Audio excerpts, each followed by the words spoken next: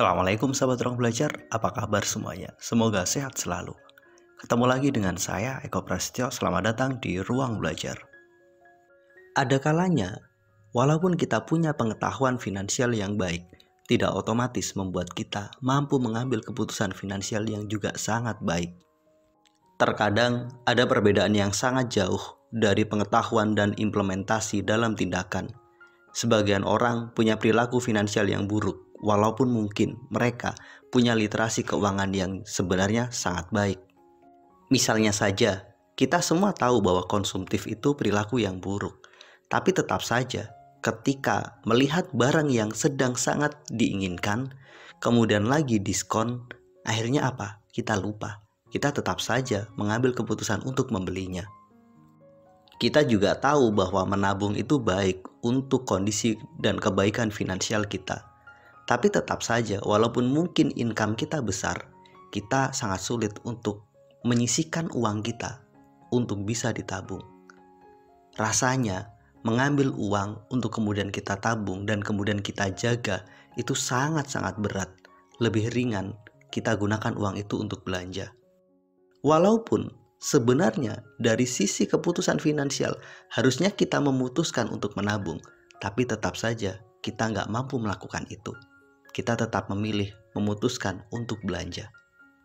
Pada titik ini kita harus waspada bahwa punya pengetahuan finansial yang baik saja tidak memberikan jaminan bahwa kita mampu menampilkan perilaku dan pengambilan keputusan finansial yang baik. Jika mereka yang dengan pengetahuan finansial yang baik punya potensi melakukan kesalahan dalam mengambil keputusan finansial, lantas bagaimana dengan mereka yang sama sekali tidak memiliki pengetahuan finansial yang mumpuni? Satu hal yang pasti dan butuh kita sadari bahwa pengetahuan finansial tidak otomatis terimplementasi dalam tindakan finansial. Disinilah menjadi misterinya. Mungkin kita semua bertanya, kenapa ya? Walaupun pengetahuan finansial kita baik, tapi tetap saja keputusan finansial kita buruk. Tapi tetap saja perilaku finansial kita nggak sesuai dengan harapan. Di video kali ini, saya ingin memaparkan kenapa sih kita sangat sulit untuk mengambil keputusan finansial yang baik, walaupun kita punya pengetahuan finansial yang baik. Kenapa sih kita sangat sering mengambil keputusan finansial yang salah dan kemudian kita sesali? Mengambil keputusan finansial yang bisa menyebabkan kondisi lebih sulit dari sisi finansial.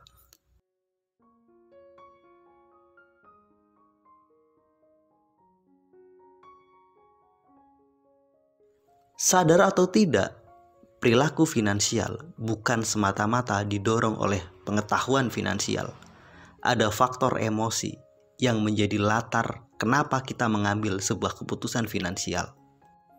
Pada akhirnya, penguasaan terhadap emosi kita menjadi mutlak agar kita senantiasa mampu mengambil keputusan yang jauh lebih baik. Punya pengetahuan finansial yang baik, namun pengendalian emosinya sangat buruk, maka seseorang punya potensi salah mengambil keputusan finansialnya. Pada titik ini, keputusan finansial seseorang lebih didorong oleh faktor emosinya, bukan sekedar pengetahuan finansialnya. Ketika lingkungannya menggunakan tas bermerek, kemudian ia sendiri tasnya biasa-biasa saja, ada faktor, ada rasa minder di dalamnya, ada keinginan untuk tampil sama dengan mereka. Walau kita tahu bahwa nggak seharusnya kita membeli barang-barang bermerek itu, karena memang dari sisi finansial kita belum layak. Walau kita tahu bahwa berhutang untuk membeli barang tersebut tidak sesuatu yang baik, namun ada kalanya karena kalah dengan gengsi, kalah dengan minder, kita pun memilih berhutang untuk bisa menyamai tren, menyamai gaya hidup orang-orang yang ada di sekitar kita. Di titik inilah rasa gengsi, rasa minder yang sangat kuat yang menjadi basis emosi kita yang membuat kita walau tahu bahwa berhutang itu buruk, walau tahu bahwa konsumtif itu negatif, kita tetap saja melanggarnya. Kita lebih mengikuti emosi kita. Maka pada titik ini, tidak cukup kita hanya sekedar punya pengetahuan finansial, namun kita juga harus mampu melakukan pengendalian terhadap emosi kita. Emosi yang buruk cenderung menghasilkan keputusan finansial yang juga buruk.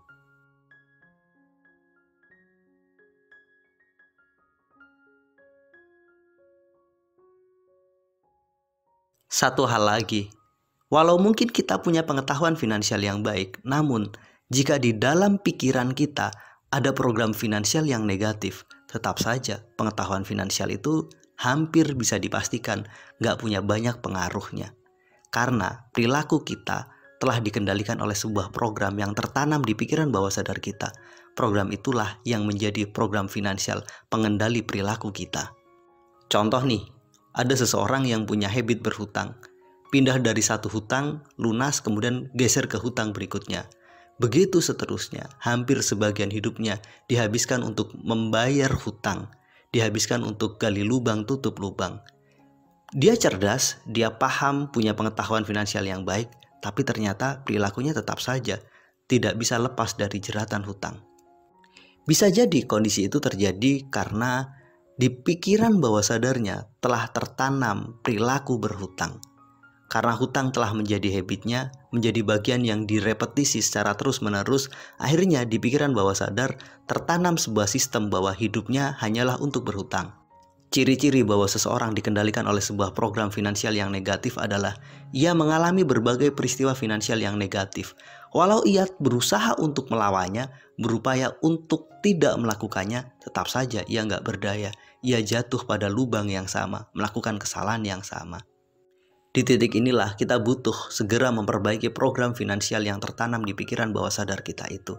Jika tidak, pengetahuan finansial yang kita miliki benar-benar hanya sekedar pengetahuan, sulit terimplementasi dalam sebuah tindakan, karena tindakan kita dikendalikan oleh sebuah program yang tertanam di pikiran bawah sadar kita. Satu hal yang pasti bahwa di pikiran bawah sadar kita itu tidak hanya tertanam satu program, ada begitu banyak dan beragam program, mulai dari program finansial, kebiasaan-kebiasaan sehari-hari, selera makan, pilihan baju yang kita lakukan, cara kita komunikasi, dan seterusnya. Pendek kata, semua yang terimplementasi secara otomatis, yang dilakukan secara spontan, itulah bagian dari program yang tertanam di pikiran bawah sadar kita.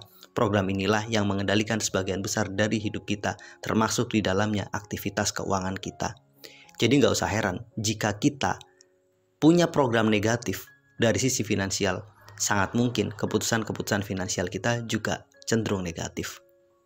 Pada akhirnya, walaupun pengetahuan finansial kita baik, namun tidak diimbangi dengan kekuatan pengendalian emosi yang baik, tetap saja kita punya potensi salah mengambil keputusan. Karena apa yang kita lakukan benar-benar hanya dikendalikan oleh aspek emosi sesaat saja.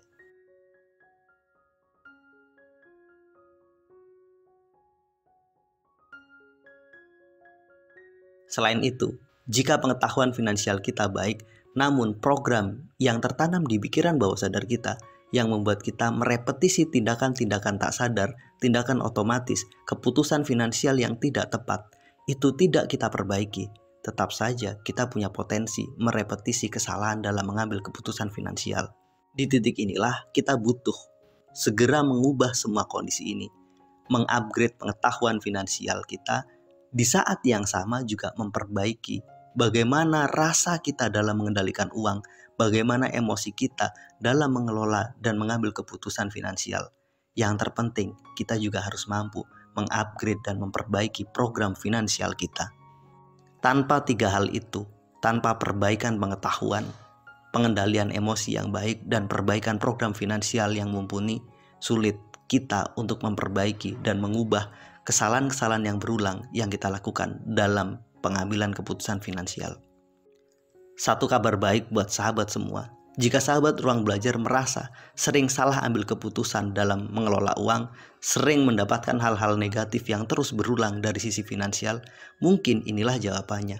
Ruang Belajar telah mendesain sebuah kelas finansial transformasi. Di kelas ini kita akan belajar memperbaiki pengetahuan finansial kita, memperbaiki penguasaan emosi kita sehingga kita mampu mengambil keputusan yang tepat dari sisi finansial, dan yang terpenting memperbaiki program finansial yang tertanam di pikiran bawah sadar kita. Kita juga akan mengubah agar kita punya keyakinan yang jauh lebih positif dalam mengelola dan menghadapi uang.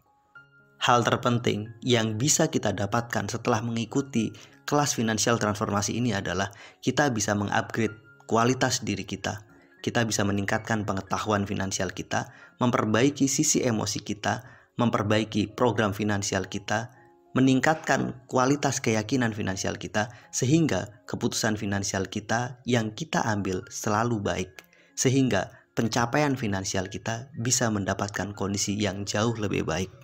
Yuk bergabung di kelas finansial transformasi ini. Caranya sangat mudah. Silahkan temukan link pendaftaran di deskripsi video ini.